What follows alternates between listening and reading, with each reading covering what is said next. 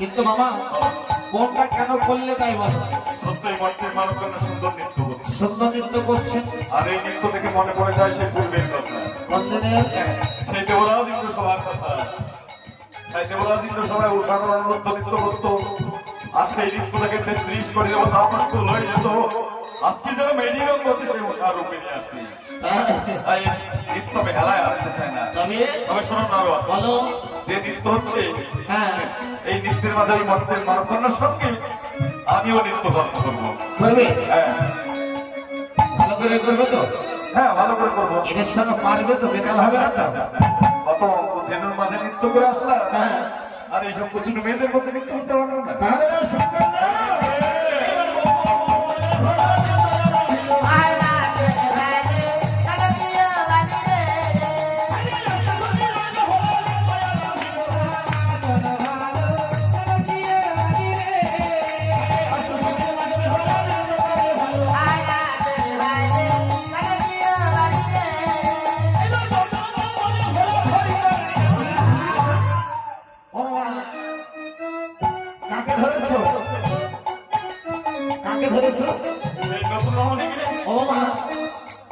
আগে বদল দেখে তারপরে আশীর্বাদ করবে।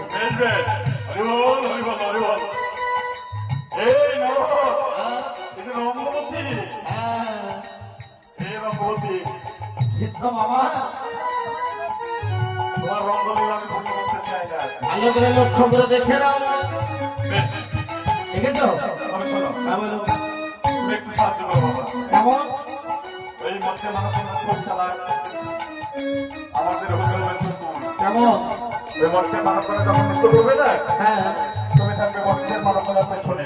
তারপর আস্তে নাচতে নাচতে কাছাকাছি চলে আসবে, চলে আসবি, তুমি পিছু থেকে ধাক্কা মারবে, ধাক্কা মারবো, আর আমি চলে প্রমাণ করবো কৈলাস মন্দির।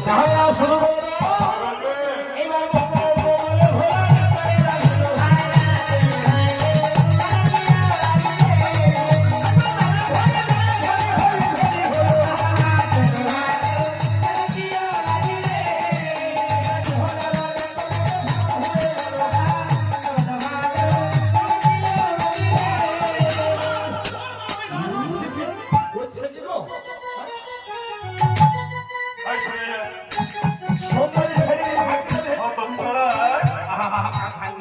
কথা কি ছিল? মেয়েটিকে ধাক্কা দিয়ে সরে দেওয়ার কথা। তাহলে তুমি আসলে কি করে? তুমি তোকে ছেড়ে আমার দেবী ধরলে। তবে শোনো না, হ্যাঁ বলো। কথায় কি বলে জানো? কি বলে গো? দুষ্টু গরু থেকে সুস্থ বড় অনেক ভালো। এটা আমিও জানি। তাই বলে কি শোনো, হ্যাঁ তোমার মতো দুষ্টু না যদি থাকে ওই মধ্যে মানবকন্যাকে কখনোই আমি ধরতে পারবো না। তাই আর আমার মনোবলকে পূর্ণ হবে না। বেরিয়ে যাও আমাদের থেকে, দূর হয়ে যাও, চলে গেলাম। চলে যাও। কিন্তু জানো বাবা, বলো তোমার নৃত্য করার ভাবি দেখে নতুন রমণী কি বলছে?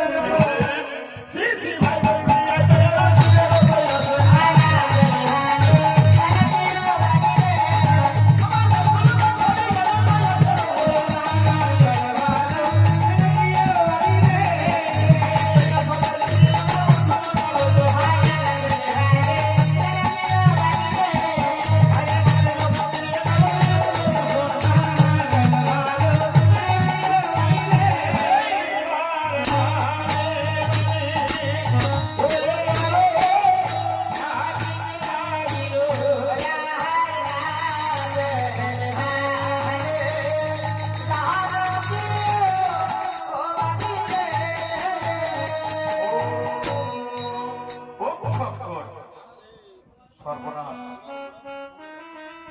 ও মেয়েটির প্রতি হারা হয়েছে, তোমার আবার কি হয়েছে? ও দিনে